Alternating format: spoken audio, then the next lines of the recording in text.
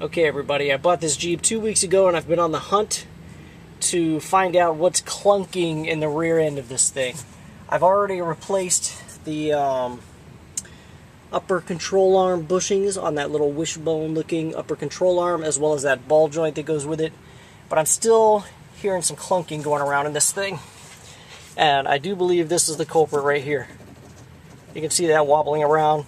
You may even be able to hear the noise it's making when I shut up for a second. But that's definitely loose and messed up. So I've ordered a prothane polyurethane kit to repair this off eBay. It's about 30 bucks with shipping. So this is going to be a pretty easy job, it looks like. This is a 15, this is an 18. Go ahead and remove your bolt down here at the bottom, remove the bolt up there at the top, and then get this little bar out of here. You can even buy these at Advance Auto Parts for about the same price, but it's going to come with it'll come with the bar and the bushings, but it'll be factory rubber bushings, which I want polyurethane so it will last longer. So I'm going to remove these two bolts and then I'll show you how to pop these bushings out. Okay, so this is what your kit comes with. If you buy the same kit that I bought, I'll have to put the part number online, I guess, for you guys. I'll put that in the description. But it's going to come with two different thickness bushings and two different thickness little metal rods that go inside. So this one's longer, this one's shorter. This one has the part number 63048. This has the part number 63025. So the 25 is the one that's longer, the one that's shorter. And if you look at your little sway bar end link here, you can see this one's wider and this one's more narrow. So I think it doesn't take a rocket scientist to figure out which one goes where. Obviously you put the wider bushings in the wider end of the sway link and the more narrow one in the narrow side. They may be different diameters too, I'm not sure. Let's see. That one didn't really fit in there too easy, and neither did that one, so they're both going to be a snug fit. So I think they're probably the same diameter. I haven't measured it, but just going off the widths, you can determine which one goes where. So the next thing you've got to do is remove your old bushing. This one came out really easily. The plastic just fell right out of it. And all I did after that was just take a razor blade and just cut around the edge. Cut around the edge and then push it out one side. So I'm going to go ahead and do one at a time. That way I don't screw it up. Make sure I get the proper width and everything. You can also compare these. You see this one's wider. So this one that I already have taken apart is going to be the wider side, and I'll go ahead and just swap that one out and then do the other side, that way I don't screw it up. But make sure that you use some of this white lithium grease when you're putting it back together, because I hear that these things can get pretty noisy. I've never had that problem with them squeaking and whatnot, but I usually use the ones that are black that are impregnated with, I don't know, whatever it is they impregnate it with, but it's supposed to keep it from being so squeaky. But make sure you use a lot of that stuff when you're reassembling it. So let's go ahead and get that done.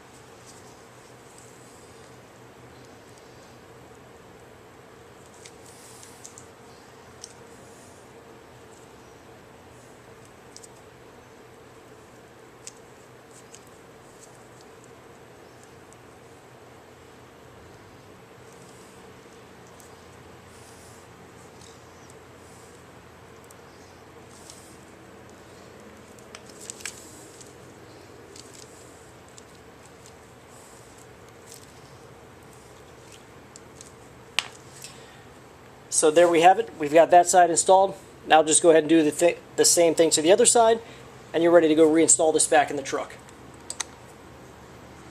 Alright, so if the other side is being a little stubborn like this one is, and it's kind of tight in there after you cut this out and it doesn't want to come out, just take something that you can rest the side of the link on, and take anything that's old and broken, like this old crappy bolt that I have laying around, and just kind of put that there and give it a few smacks with a hammer.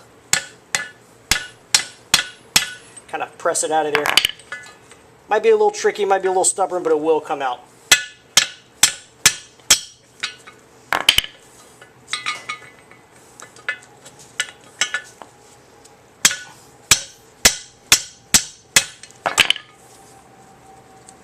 See, it's coming, just needs a little bit more.